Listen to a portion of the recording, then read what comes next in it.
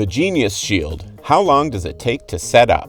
Installing the Genius Shield is very simple. There are just 3 steps and it can be completed in under 10 minutes. Your starter kit includes all the parts needed to start using the Genius Shield. Step 1. Mount the flexible arm to the dental chair by attaching the chair clamp to the headrest support. Step 2. Place the shield by removing the protective films, inserting it onto the flexible arm, removing the adhesive liner, and fastening it into a conical shape.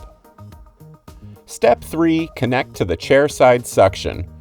First, you'll attach the 90-degree adapter, connect the supplied suction hose, and attach the hose to the flexible arm with the C-clamps. And that's it! If you need to split the suction, all the parts and simple instructions you'll need are included. And the only tool you'll need is a pair of scissors. Installing your Genius Shield is quick and easy. The Genius Shield.